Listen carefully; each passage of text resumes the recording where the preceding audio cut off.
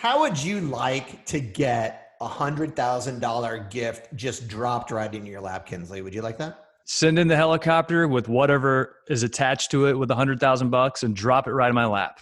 Well, you know what? That's what Ron's Lumber got. Ron's Lumber in Home Center of Howe, Oklahoma. They were the big winner of the nationwide primetime $100,000 cash giveaway. And they're going to be able to actually rework a lot of their store, make some upgrades, and really take that business to the next level. So what a incredible thing to win just because you attended primetime. Pretty neat, right?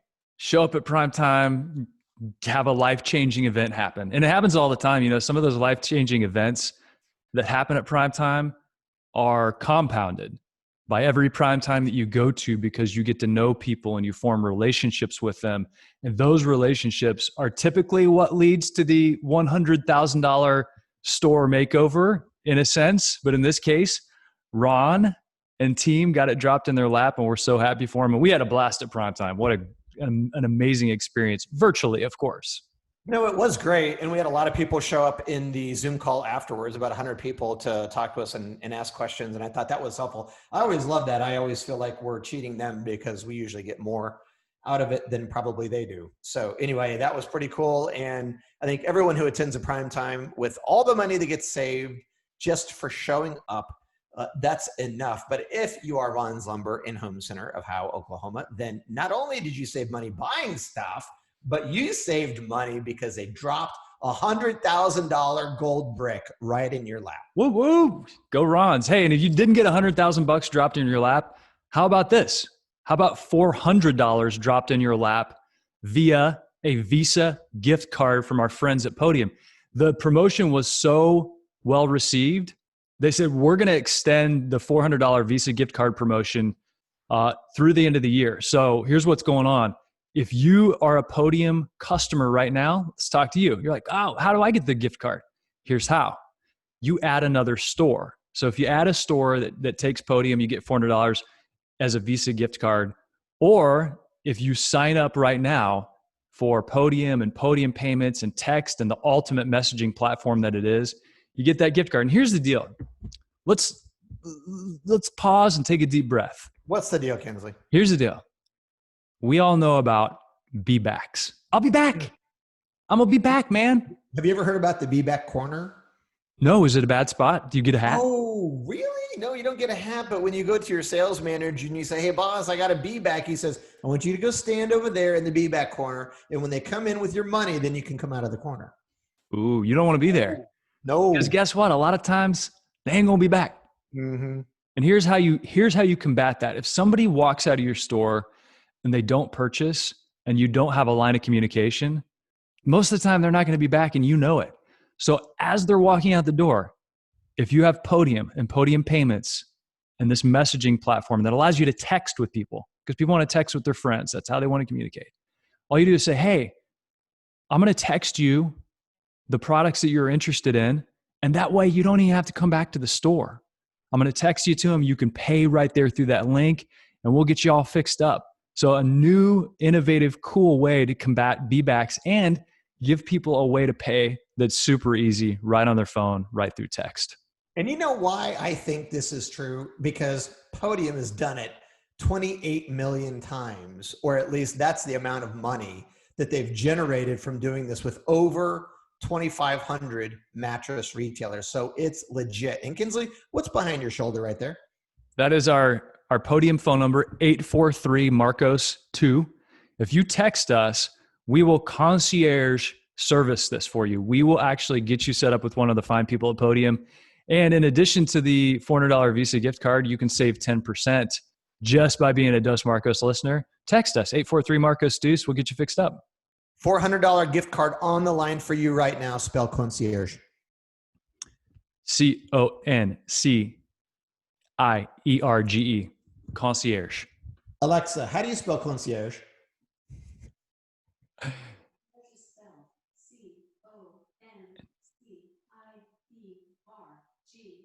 And we got a winner. Man, I feel as lucky as Ron's Lumber and Home Center and as a Podium customer. I feel that lucky. Congratulations. Okay, so Kinsley, you know something? The first thing I want to say here is, as you're listening to this, I want you to go, if you can, go to iTunes, go to our website, but go somewhere and hit the pound button or the like button for us, and share it with some of your friends, because we love when this podcast finds its audience. And there's a lot of people who don't know about Dos Marcos. And if you have fun and you enjoy listening, please do share. It means a lot to us. And give us a review. We would love that too. So I want to start off with that. And then I want to transition. Are you ready for this? Hit me with You it. and I, here we go. You and I were on a call with the guys at Door Counts, right? So some of our favorite people, Brad Parker, Amber Harloff, Jerry Murphy, all of those guys. But they brought in this new, so we're on this phone call, right? And we're having this brainstorm with them, and they're asking us about, what would we do? How could we drive traffic for them or help them differently? And we're just having a great brainstorm. And then they bring this guy named Jack in. Well, Jack is a new guy. He's fresh out of college. And so Brad is so clever. He actually, before he let this guy Jack come to work for him, he says to Jack, all right, Jack, if you think you got the chops to come here, I want you to go into the room. He said, do you know who, what am I thinking of? The guy on Seinfeld, Kinsley. Jay Peterman. Jay Peterman. Do you know anything about Jay Peterman? And of course, Jack is younger, and Jack's like, I don't know who the hell Jay Peterman is. And he's like, well, go look him up, first of all. Second of all, I want you to go back into this office, and I want you to write a Jay Peterman ad for this recliner. And so off Jack goes, and this is what he came back with. You ready? And for people who don't know, should we just anchor them in what Jay Peterman is? I think we should. I think that's a very smart thing to do. It's an old catalog, and it was called the Jay Peterman catalog. And when you got it in the mail, they were selling things like clothes or cowboy dusters, like those long coats that cowboys would wear. And they didn't just put it in there with price and item. They would put a story around every product. So it would start off with something like windswept hair, pushing through the saloon doors, spurs dangling, clanging against the hardwood floors. Does he need the duster? On a horse, you might. So it went on like that, telling a story about this person who was wearing this cowboy duster. And so that's what Brad was wanting Jack to do. He wanted to write an ad like that. So bring the item to life and make it emotional, and make the person shopping have a little bit of fun, and make the item description more than just an item description. So anyway, so he sends Jack, poor Jack, he sends Jack off into the conference room, and he says, I want you to write a Jay Peterman ad for this recliner. And so Jack comes back with this. Are you ready? Dramatic reading time.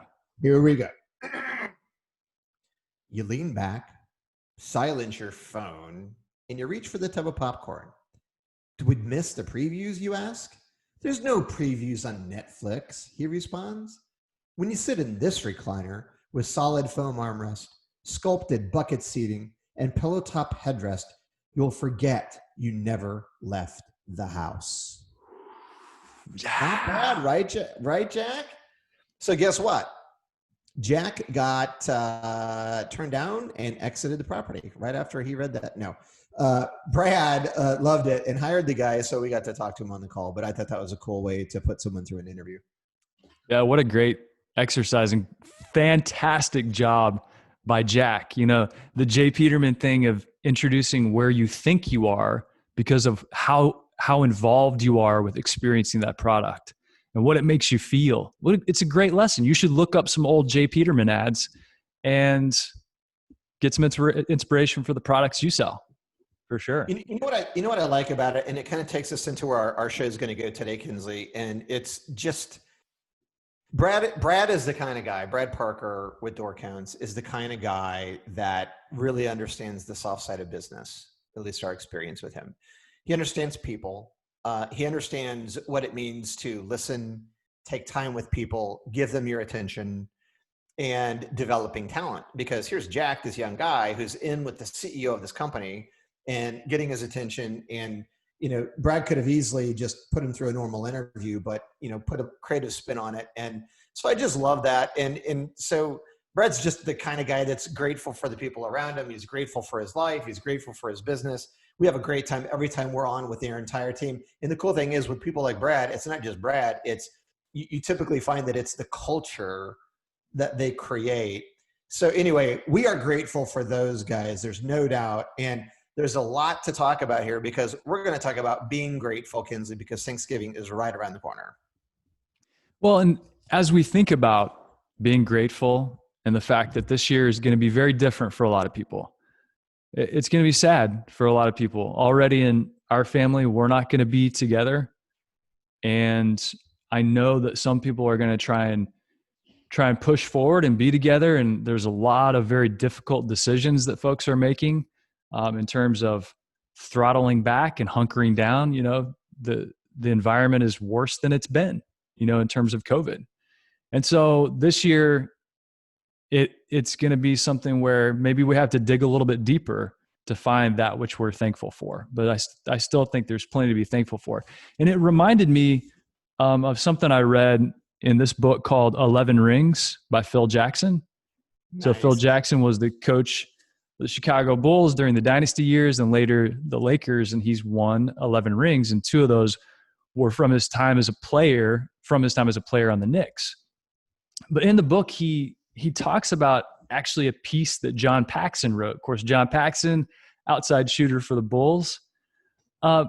But Paxson wrote this for the Harvard Business Review, and he was talking about these parables of leadership published by W. Chan Kim and Renee Moborn.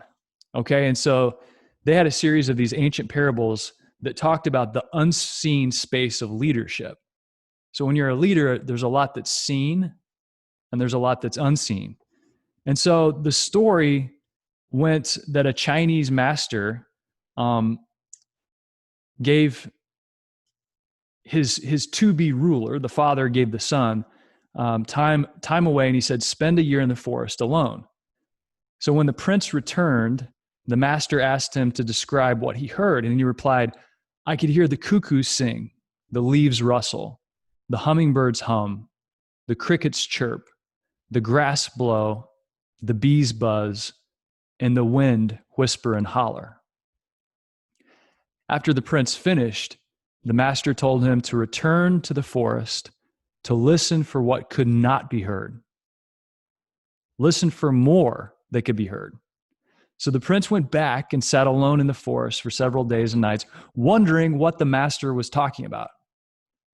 Then one morning, he started to hear faint sounds that he had never heard before. Upon his return, the prince told the master, when I listened most closely, I could hear the unheard, the sound of flowers opening, the sound of the sun warming, and the sound of grass drinking the morning dew. The master nodded. To hear the unheard is a necessary discipline to be a good ruler. For only when a ruler has learned to listen closely to the people's hearts, hearing their feelings uncommunicated, pains unexpressed, and complaints not spoken of, can he hope to inspire confidence in the people, understand when something is wrong, and meet the true needs of his citizens. Wow. In a time when we're separated,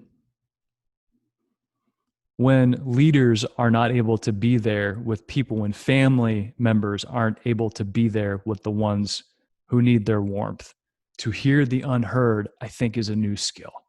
And we're having to figure out how to exercise this new skill and this new talent through distance, virtually. No doubt. It is going to require, I think, more effort to really be paying attention to that stuff. And, you know, I think given the time that we're in, where your short read there took me was, you know, the realization that we all need to be making more of an effort in being intentional about the people around us, because we just don't know what they're going through. And I think it's been a rough year. You know, I'm trying not to complain about, you know, the things that are going on with me, because I know that there's so many people out there that are dealing with much worse things. And so I think it's everyone's job to be paying attention so that we can listen carefully and be able to be a light to them if they need light, be a warm place for them if they need warmth, and understand that, even when people are short-tempered during the holidays and, they're cutting in front of you in a line at a store or whatever those things might be, try to have a little more compassion this year as we go through the holiday, because we really don't know what people are dealing with. And because it's been such a shit show in 2020, I think a lot of people are probably really struggling. So I love that you read that. And I think it's a good reminder for everyone to really be paying attention. Yeah, and there's so much noise in the world. There are so many obvious things to which we could direct our attention. There's been political stuff, there's been business stuff, there's been coronavirus, there's been economic changes.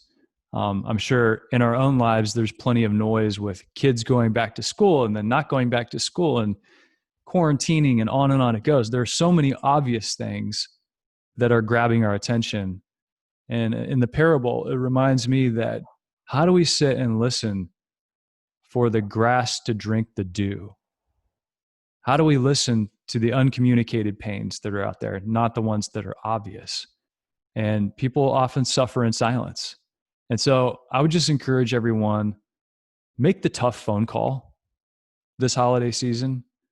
Make the tough phone call to the person that you care about, but you hesitate to call because of the emotional energy it takes to touch base with that person. Pick up the phone and call them. I made one of those tough phone calls recently, and I'm so happy I did.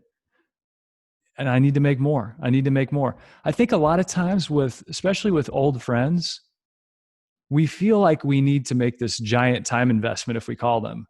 And sometimes it's the little touch bases that matter the most, especially right now, because you don't know what somebody's going through. If you're lucky enough to be with family and friends this holiday season, and I'm lucky enough to be with a very, very small group of family members, there are people who won't be with loved ones. And there are people who are going to be at a dinner table and one of the chairs is going to be empty.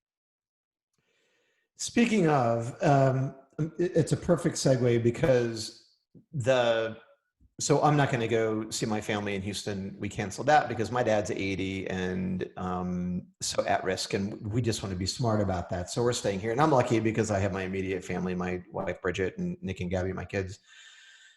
But the obvious, Kinsley, when we go into Thanksgiving, is to give thanks for what we have and the good things in our life and the positive things that are going on. And being grateful is such an indicator of happiness. So people that are happy typically have a strong practice of waking up every day and starting it off. I know I do. Just rifling off a list of things that I'm so grateful that are in my life and things that are going on. However, the other side of that, not so intuitive, is to be grateful for the problems, to be grateful for your valleys, to be grateful for your pain, to be grateful for the crappy stuff that goes on in your life, because even there is something good. And it's hard sometimes to understand what that is. Most of the time it's made clear much later, sometimes fairly shortly after the event, but a lot of times it's years later. My mom died in May and my uncle died 3 weeks ago. And so it's been really difficult on my family. But for me, and I've never had to process that before, that kind of grief, but the way that I did it was to not be sad about them being out of my life and being gone,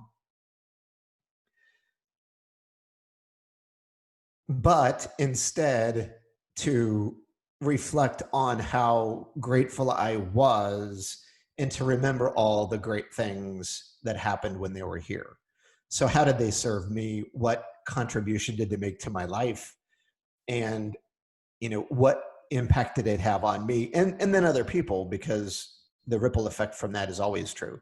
So anyway, what are your thoughts about that? I think it's important to understand that there are things that we need to take away in a positive sense, even when things are difficult. Yeah, I think the balance that's healthy is when you have emotions, they're going to come in waves. Be with them. They're there for a reason. We've evolved all of these, however many years human beings have been around, and we still have these emotions. And we need to be with them when they come in waves and experience them, because that's what makes us human being in so many ways. And then, like you said, okay, I had that time. Now, what am I grateful for out of this? And that's such a healthy response, as opposed to letting your emotions continue to the point where it's unhealthy. You know what I mean? But when they come in waves, I'm like, be with those emotions right then. Don't ignore them and kick the can down the road and until they come back in an unhealthy way. And so this holiday season, I think there's going to be a lot of emotions. I think there are going to be a lot of emotions that are tough to process and we're going to want to ignore. And, but man, it's okay to be mad. But like you said, be mad and then get to the other side of it and redirect that into a positive place and say, these are the challenges that I'm up against. These are the challenges I'm up against. Good. How does this allow me to grow? I mean, there's a guy, I think his name is Jocko Willink, and he talks about when facing adversity, he was a Navy SEAL, very tough guy, just simply saying, good. Oh, I have to do 100 push-ups? Good. I'm going to be stronger than the other guys at the end of this, even though I messed up. The enemy's got us pinned down? Good. How creative can we get? This is going to allow us to be more creative than we've ever been in our entire lives. There's a movie called Young Guns. It was back in the 80s, 90s. Emilio Estevez. Oh, yeah. Kiefer Sutherland, those guys. Yeah, these guys they're kind of pinned down. They're out in the country. They've got their horses, and they're trying to figure out whether they should go west or south, I think. And you see that one of the guys says, let's go south. And he goes, that's one of the toughest places we could go. It's going to be the ultimate test, boys. Let's do it. So even if you're pointing in the wrong direction, just saying good and training yourself, and that's a skill. Not unlike in a lot of ways, sleeping well is a skill. When things hit the shitter and you're able to reframe it and say good, and it's not something you're pretending to do, but you've genuinely adjusted to that, and you're like, let's rock. It's freeing. It is freeing. And by the way, in your example of the Young Guns, you do realize they tripped on psychedelic mushrooms to actually figure out which direction to go in that scene. We're in the spirit world, asshole. The spirit world. Why aren't they shooting at us, Chavez? We're in the spirit world, asshole. They can't see us. That is such a good movie, and that scene I loved. But yeah, man, no doubt. And it is really, I don't know, the people who are able to persevere in business or in life are the ones that attack the problems that way. They look for the positive and the negative. And, people feel like those are platitudes or cliches, but they're really not. It's a mentality. And it's something you have to choose. You really do have to choose that and be committed to that kind of life and that kind of thinking. And, just a thought too, we're lucky, man. People don't like, they ask us sometimes about our friendship or relationship, and are really lucky because we have a very strong personal friendship outside of the stuff we do in the business side. And so we're able to talk to one another about, anything that comes up or trouble that we're having, or, if we're struggling with something, we're there for each other a lot when it comes to that kind of conversation. And so I think that's important. And just a reminder, sharing, it's something you have beat into my head for a long time. And it's people connect with you during your times of vulnerability, through your pain and through your failure. They're not connecting to you as much in other ways. But when you expose yourself, you show your vulnerability, you have those conversations with friends, it does deepen a connection with you and that other human. And so don't ever feel like not that people listening to this do, but I know that there are some. Don't ever feel like that's a weakness. Don't ever feel like you're burdening someone, because we all have to depend on each other. And so don't bury it. Like you said, Kinsley, don't bury that stuff. It's really important to get it out. It's healthy, and feel what you're feeling, and know that there are moments in time, there's seasons. And this one's going to pass too. It's been a very difficult year, but whatever we're struggling with, we're going to move past it. It's not permanent, and we're going to get to a better place. It's so true. People connect with your vulnerabilities, not your victories. And if you don't have somebody you can talk to, cultivate that relationship. Because I'm telling you, whether you think you can sit in a corner and come up with the answers on your own, or if you should write it down in a journal and that's going to fix everything, there is magic to venting. I mean, just getting it off your chest, man. I say that as somebody who that's not my natural way. But sometimes, like you said, I'll call you up and I'm like, man, I'm so pissed right now. And like, I just got to get this off my chest. And when I do, I always feel better, because that's the junk. Those are the emotions that build up inside of me, and I know manifest themselves in not good ways. So if in the moment I'm able to get it off my chest, I used to think that was just bitching. I was like, I don't want to bitch about stuff. But now I'm like, man, that's maintenance. That's maintenance for your life and your emotional health. And it helps us deepen our connection and our friendship. It's funny when you do bitch. As a matter of fact, I was bitching to my wife this morning through text just about something that happened. And it's so funny, isn't it, that when you do get that off your chest, it's almost an immediate relief and release, isn't it? I mean, it almost is like, it's almost before you get done saying the last sentence, it's almost like in your head, you're like, okay, that's better. And sorry, thanks for listening. I'm better now, right? No, okay, so here's what we're recommending. Let me just put it in context. This is very much like Seinfeld and Festivus. We put up the Festivus poll, and now it's time for the airing of grievances. The airing of grievances happens now. Followed by the feats of strength. Followed by feats of strength, naturally. So this holiday season, make sure you put up your Festivus poll, you air your grievances, and hopefully people have a co-host in their life that they can talk to like we do, because it's awesome. Amen to that, brother. I'm thankful for you, man. I'm really thankful for you. I love you. You're the dearest to me. Man, I love you too. And I'm grateful to you for so many things. And, we have that book coming out this year. And, one of the things that I hope happens, Kinsley, is that the book makes its way to the right audience. That's literally a prayer I say every day, because I think there's so many good things in it. And I think it's exactly what some people are going to need, because there's a lot of positive things in there. There's a lot of really good stories in there that will make them feel good. It's a book that will give them hope. It's a book that will excite them. It's a book that will get them focused on 2021 and not the craziness of the place that we're in. And even though some people have had their business like going crazy good over the last 3 or 4 months, we've got to be thinking about what comes next. And I know that it's going to be that. So I'm grateful for the chance to get to write that with you and put it out there for people. And I think I'm incredibly grateful for this audience too. I know you and I talk about that a lot, but we get to do what we get to do because there's people who actually listen to the show. And so I just want to reiterate, and we'll probably say it again at Christmas, so not to get too mushy, but if you're listening to this on the treadmill or on a drive on the way home, you guys really don't realize how grateful we are for our connection to you and for the fact that you pay attention to what we do. So this is a bonfire. I mean, it really is. I've realized that. It's a bonfire and we're all gathered around it. And that's why we love when you tell us your stories. Because when you gather around the bonfire at night, maybe somebody's got the bongos and the guitar. Maybe back before COVID, we'd pass a bottle of whiskey around. Who knows? Drink a few beers. But we're there because it's a place of warmth. And it's a place of connection and community and fun. We're telling each other stories. We're sharing ideas. And when we walk away from the bonfire, we want to be better off than we were before.